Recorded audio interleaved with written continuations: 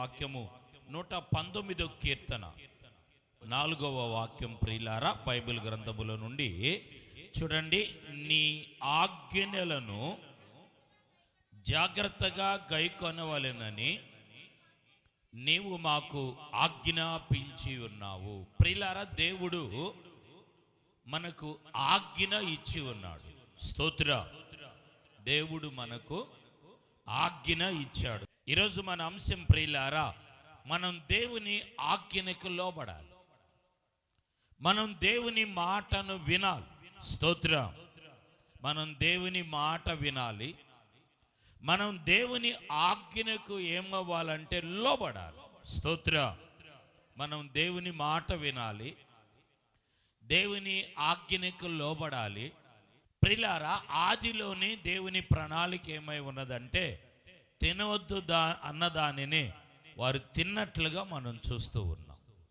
తినవద్దు అన్నదానినే వారు తిన్నారు. దేవుని వాక్యం ఏమని సెలవేయబడుతుందంటే బైబిల్ గ్రంథములో నుండి ప్రియులారా, ఈరోజు మనం నేర్చుకునే భాగం పాఠము, మనము దేవుని మాట వినేవారుగా ఉందాం. దేవుని ఆజ్ఞకు మనం లోబడదాం. మనుషుల మాటలు, మనుషుల ఆజ్ఞ, మనుషుల యొక్క నడిపింపు కాకుండా దేవుని యొక్క మాట, దేవుని యొక్క నడిపింపు, దేవుని నడవడికి మనము ఏమవ్వాలి అంటే మనము లోబడే వారంగా ఉందాం. దేవుని వైపు చూద్దాం, దేవుని వైపు సాగుదాం, దేవునిలో మనం కొనసాగుదాం. గట్టిగా దేవునికి స్తోత్రాలు చెల్లిద్దామండి. అంటున్నాడు, మొదటిలోనే ఆజ్ఞనేశాడు కానీ నరుడు తిన్నాడు. వారు ఏమయ్యారంటే వారు శపింపబడ్డారు, వారు శాపానికి గురయ్యారు. ఎప్పుడు దేవుని మాట వినమో, ఎప్పుడు దేవుని ఆజ్ఞకు లోబడమో, ఎప్పుడు దేవుని యొక్క వాగ్దానాన్ని, నిబంధనను ఉల్లంఘిస్తామో అప్పుడు మనము శపింపబడతాం. వారు ఏదేని వనములో నుండి త్రోయబడ్డారు. ఏదేని వనములో నుండి దేవుడు త్రోసివేశాడు. దేవుని యొక్క ప్రియులారా ఆశీర్వాదాన్ని, వాగ్దానాన్ని వారు కోల్పోయారు. ఈరోజు మాసాలు గడుస్తుంది, దేవుని రాకడ సమీపంగా ఉన్నది. దేవుడు ఈరోజు మనకి హెచ్చరించేది, మనకు నేర్పించేది ఏమై ఉన్నది అంటే మనం దేవుని ఆజ్ఞకు లోబడదాం. Praise the lord. బైబిల్లో ప్రియులారా సౌలుని మనం చూస్తాం. ప్రియులారా, సమూయేలు ప్రవక్త చెప్తాడు, అక్కడికి వెళ్ళు, వాళ్ళనందరినీ కూడా హతమార్చు, అక్కడ ఏది తీసుకురావద్దు అంటాడు. అక్కడ ఏది తీసుకురావద్దు. రాజు అయితే అయ్యాడు, కానీ రాజు కూడా ఏం చేయాలంటే సేవకుని మాట వినాలి.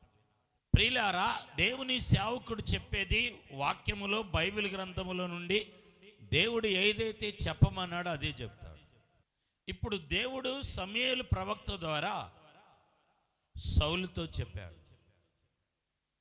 కానీ సౌలు చూడండి, మొదటి సమూయేలు 13వ అధ్యాయంలో 14వ మాట చదవండి. 14వ వచనాన్ని చదువుదామా? యెహోవా కనుగొని ఉన్నాడు, నీకు ఆజ్ఞాపించిన దానిని సౌలుతో అంటాడు. దేవుడు తన చిత్తానుసారమైన మనిషిని దేవుడు కనుగొన్నాడు. అబ్బాయి, నువ్వు దేవుని చిత్తాన్ని నెరవేర్చలేదు, నువ్వేం చేయలేదు. దేవుని చాలామంది దేవుని చిత్తాన్ని నెరవేర్చరు, దేవుని చిత్తానికి లోబడరు. అప్పుడు అంటాడా, కంటిన్యూ చేయమ్మా, నీవు గైకొనకపోతేవి గనుక తన జనులు, తన ప్రజల మీద మరొకరిని దేవుడు ఏం చేయబోతున్నాడు అంటే నిన్ను తొలగించేస్తున్నాడు, నువ్వు దూరం అవుతున్నావు. దేవుని వాక్యం 15వ అధ్యాయము 22లో అంటాడు. మొదటి సమూయేలు 15:22లో అంటున్నాడు కదా, పొట్టేళ్లను లేక క్రొవ్వును లేక విలువైన వాటిని సమర్పణ కలిగి ఉండటానికన్నా ఏమన్నాడంటే దేవుని వాక్యములో నుండి ఆ ఆజ్ఞను ప్రియులారా గైకొనుట, మాట వినటం ఏమన్నాడంటే శ్రేష్టం. మనం పొట్టేళ్లను లేక క్రొవ్వుని, విలువైన వెండి బంగారాలను మనం అర్పేయటము సమర్పేయటానికన్నా ఆజ్ఞను గైకొనటం ఏమన్నాడంటే శ్రేష్టం. ఆదిలోనే దేవుడు ఆదాముకు ఆజ్ఞను వేశాడు, కానీ ఆజ్ఞనికి లోబడకుండా ఏం తెచ్చుకున్నాడు? శాపాన్ని తెచ్చుకున్నాడు. సౌలుతో దేవుడు మాట్లాడాడు సేవకుని ద్వారా, దాన్ని ఉల్లగించాడు. ఇప్పుడు ఆజ్ఞనికి లోబడలేదు కాబట్టి అతన్ని తొలగించేసి దేవునికి చిత్తానుసారమైన వ్యక్తి ఎవరంటే అతడు దావీదు. దైవ చిత్తానుసారమైన మనిషిని దేవుడు ఏం చేశాడంటే ప్రియులారా, ఎన్నుకున్నాడు. గట్టిగా దేవునికి స్తోత్రాలు చెల్లిదా, గట్టిగా దేవుని నామాన్ని మహింపరుద్దాము. ఓసారి చప్పట్లు గట్టిగా కొట్టి కూడా దేవుని ఘననామాన్ని మహింపరుద్దాం. స్తోత్రా స్తోత్రా స్తోత్రా.